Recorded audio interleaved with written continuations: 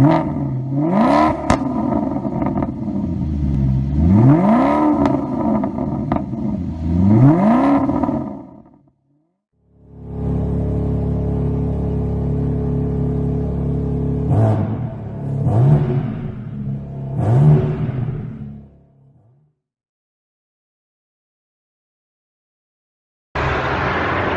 this is day 2 of my trip to Oakdale. Right now I'm in Harriman, and I'll be driving over to Oakdale in just a few minutes. You can hear the cars. I'm at the motel, and the motel's pretty close to a busy highway. But I will show you a little bit of the mountains where we're at.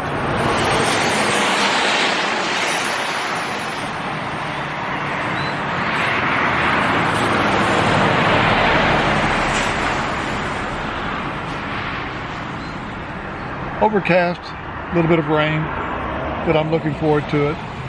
Just took a trip down to Harriman and walked through town a little bit, visited some antique stores, and got some bakery goods to bring back to the motel. Had a cream horn, so I'm all juiced up and ready to go. Here we go again. But this is the way we would walk back from church. And there was the church. We'd walk up this road to our home, and then we would turn right here, and our house was back there on this side of that large tree.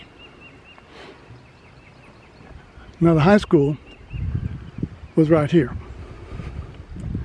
Where that house is was a large 2-story building, and I went to school in the 2nd floor right up there in Miss Freetag's class, 2nd grade, probably 1957, 58, I'm not sure. But this area here was paved, blacktop. Had a basketball goal here and one there, and then the high school was there. Of course, none of these houses were here. Those houses down there are located on the football field, which is now gone. Just as a point of interest, I learned to ride my bicycle. First time I've ever learned to ride a bicycle was down in that area right there. And as I said earlier, this is where I got my first spanking. Was right in this area here. I was playing. There's a dead bee on the ground, playing with a bunch of other boys. Put a dead bee down the boy's back. He started crying. And he went to the teacher and told her, and then Miss Freetag spanked me in front of the class right there. There was a big water tower right there, best I recall. Of course, we didn't get our water from that. The high school and the school did. We got our water from out of the ground. I think David his class was Miss Stone, I believe, was his teacher. And mine was Miss Freetag. Great, great memories. Had a lot of fun here. Like I said, I'll try to post a picture of what the high school looked like. I think in 1968 or 1969, it burned down. Probably arson, I don't know. But it was wonderful. The basketball gym was back on that side, about where that complex is right there. And as a little boy, I'll just tell you another quick story. Up in that area, there was a tree, and the rumor was that a man hung himself there when I was a little boy, and they called that the hanging tree. So anytime we walked up in that area, and it was a little bit scary because supposedly he still haunted that area. So I'm not going to walk up there. Now this area here, of course, there's a fence, playground, and then around here, I can't remember, but there was an older woman that lived in this house right here. There was hedges all along here, but she lived in this house. And if any ball, baseball, basketball went into the yard, you could forget it, it's gone. Over here were houses all along here. Of course, they're gone now. I'll walk on down the street here. Very familiar area. This was the parsonage. I did a lot of playing here. And this front yard was nothing but dirt when we were kids because we played here so much. And I think there's several pictures of even my mother, my brothers, my cousins, aunts, uncles, all in front of this. David was born right in that room there. By the way, in this house is the first time I ever saw a TV. My grandfather had one.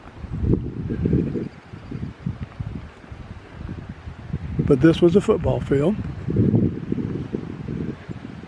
And creek is where we always played. There was a garage here. My grandfather used to park. He loved cars. And he'd always have a brand new car, it seemed like. But he parked it in a garage that was right here. And this little creek here would often flood. I can remember the water being over the top of the bridge, and we were very afraid that it might even come up into the house. A very quick memory, and then I'll stop for this time being. But there was a dry cleaning store here, and forgive me, I cannot remember the name of the lady that ran it, but my mother would work here every once in a while pressing the shirts and so forth. But it was right here. My Aunt there was a house here, and then the dry cleaning was there. My Aunt Ruth lived here for briefly in a small house here. Now also something very funny, but there was a clubhouse here located right here, and it was wooden, very nice, and had windows that would open up, wooden shutters really, that would open up to the creek. And we would listen to it, and I only spent a couple of times here. But what I remember most about that place, there was a picture on the wall of Custer's last stand and showed people being scalped. And that scared me to death as a little boy. But it was located right here. Very interesting. It was Dimples, I believe. And like I said, it was a dime store. It seemed like everything in there was not very expensive.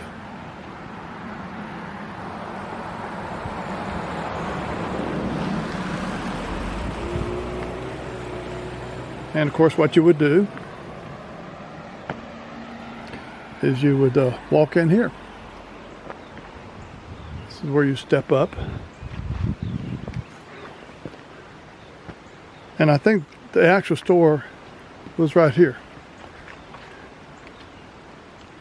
Since that time, I think they put some kind of picnic tables up here, but this was just a flat floor.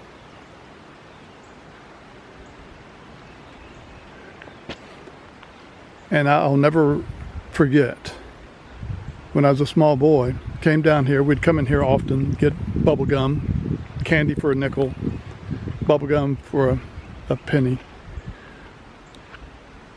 But there was a display counter that was around like this, and I saw a toy tank. That tank was $1. Well, I didn't have $1, of course, and Mom and Dad didn't have a whole lot to spend at that time. But what I did for about a month or two, I saved every penny, and I always asked Mom and Dad for a penny, and they gave me that penny. And whenever I got 100 pennies, it was a way of teaching me math too, I guess, because I think I was in the 2nd grade. I came in and I bought that little toy tin tank for $1. And that meant a lot to me. It taught me to save money. And so this was the store right here. Never forget it. Let me go down this way a little bit. But as far as the structure, it's still here. Now these are the bluffs. And it was always frightening to me as a little boy riding under these in a car, because I always thought, oh man, what if the bluff fell down on me? That'd be awful. But what we used to do is, as children, we'd get up on the side of this right here and try to walk all the way without touching the ground, or the street rather. And we did things like that to entertain ourselves. but I may have mentioned it before. There is a cave, and I'd have to go across the street to see it, but there is a cave right up there. I don't know if you see it, but we would hang out over the top there and go into that cave. It doesn't go very deep, maybe 8 feet, but that is a cave. Lots of fun. Okay, going to go back toward the car and I'll walk up to the creek. This is walking up towards First Falls. When I was a boy, this was a wooden bridge, and we would drive in from this way here and come across. But this is where we would probably spend most of our times, up in the woods. A lot of bluffs. We would even, believe it or not, fish for little minnows. We'd get a string, get a branch, then find a sharp, if we were fortunate, we could find a little hook tied to the end, and then we'd get a wet dough bread, and we would fish with that. And believe it or not, we would catch little minnows from time to time. A lot of fun. A lot of fun. Of course, most of it was, like I said, was in the summertime. And this water could be flowing like this, or it could be a lot more, or it could be less. Didn't matter to us. We enjoyed it.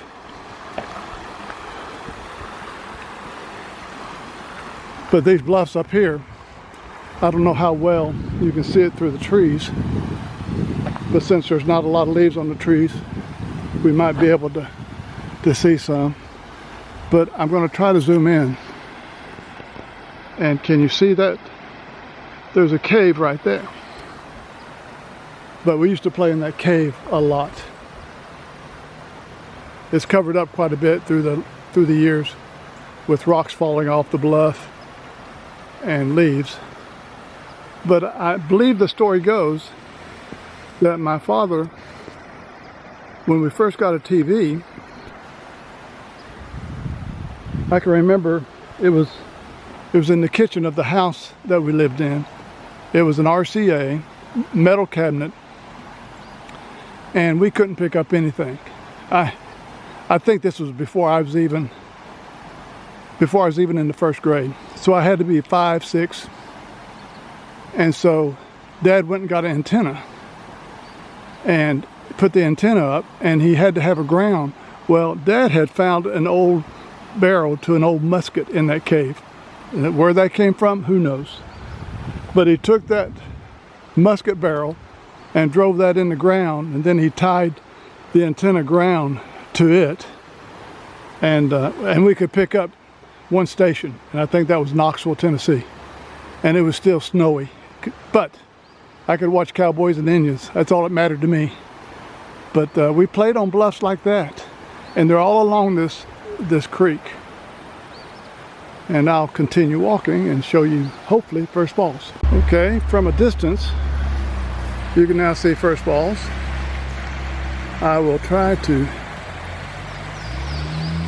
get down to it without hurting myself, but I've got to find some area where I can get down to it without sliding all the way down.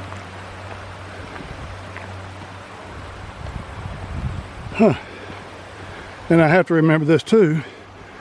If I go down, I have to come back up. Oh, that's pretty. That's pretty. Let's see. See if we can get a little closer.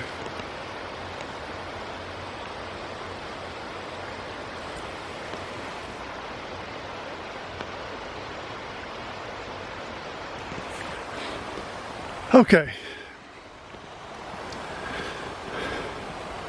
Let's see. I think my best place is going to be here where I can grab a tree if I start falling. So I'm not going to try to film as I go down. It's hard for you to see, but this is probably, it's more than 45-degree angle. It's got to be about 50 to 55. So I'm going to turn you off. Hopefully I don't damage the camera. But I'm going to give it a shot. Try to get down level with the falls.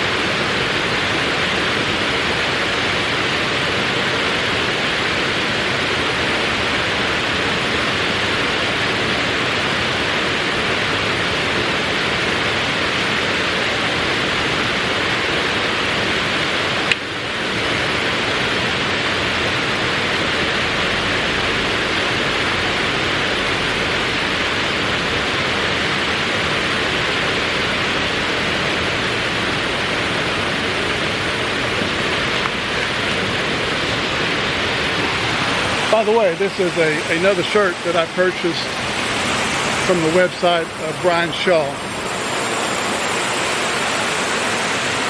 They fit nice, they feel good. I'd encourage you to, if you like them, to go to his website. This is unsolicited. It's all because I enjoy his YouTube and some of the tips that he gives in terms of weightlifting and some of the things that he shows. It's educational to me and a lot of fun, and I like his shirt. So, thumbs up to him.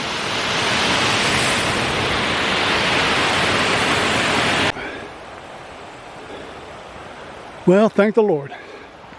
I made it back up without any injuries. But here's my fear now. I didn't think about this, but I am allergic to poison oak and poison ivy. So either tonight, tomorrow, or the next day, I'll know if I got into any of that. Stay tuned. Just a quick memory for you, primarily for Suzanne and Adam. But I remember one time we came to visit grandmother when she could still walk some, and we were walking up to First Falls, and we were walking this way up, and I think I might even have a picture. I think I was pushing Suzanne in a stroller, and Adam was walking, and my grandmother Burris had on her bonnet and her Tennessee dress, old Tennessee dress that they would wear. And she'd walk with her hands behind her folded. And she would always talk in that Tennessee twang. A precious, precious woman. But that's a memory I have of walking up and down the street, walking with her. Thought I'd just let you listen to the Maserati a little bit going through these curves.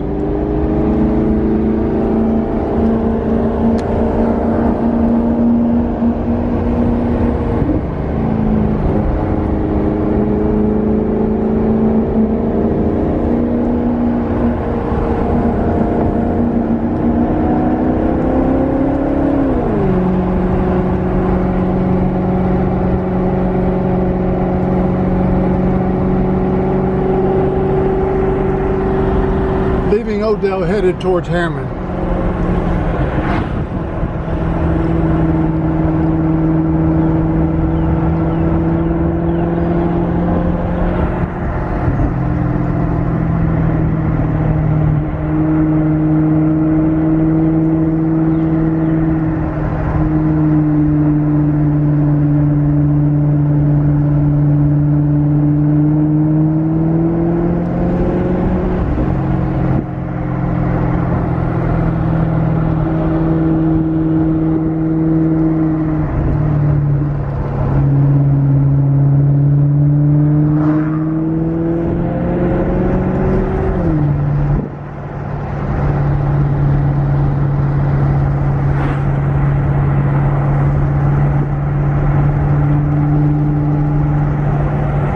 140.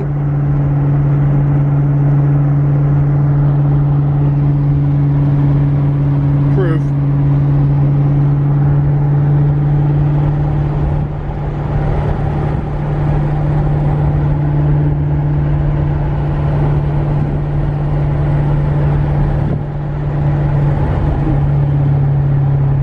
Next curve you see will be Dead Man's Curve.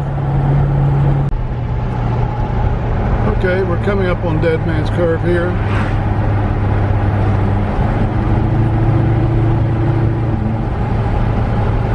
You can see how somebody at nighttime or in the fog or not knowing the highway could definitely go off here and just go straight through.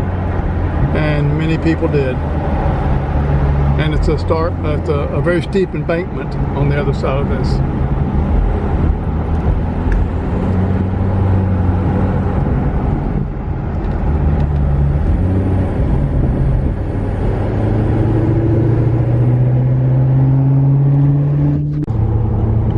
Headed back to Jacksonville now, leaving Herman this morning. We went through Cleveland, Tennessee, going back kind of a different way, not taking the interstates, taking a road that parallels the Interstate 75 going south. So we're going to be spending the night in Milledgeville, Georgia, and then from there we'll head on back home to Jacksonville, south of Jacksonville, where I live. Just wanted to tell you I'll be going back to Oakdale probably in about 3 or 4 weeks. I didn't film everything I wanted to film. There's several other areas. I wanted to talk a little bit about the old YMCA, talk a little bit about the other side of Oakdale, across the Emory River to where we used to go swimming, where we made a raft one time. I think it's a very interesting story when I was very, very young. But my brother and my uncle and myself, I was about 10, I think. My brother maybe 14, and then my uncle's probably around 16. And we made a raft, and we were going to go down the Emory River, and the Emory River eventually joins up with the Tennessee River. And we had all of our supplies with us, and I'll tell a little bit more about that and how we prepared for it and what we did.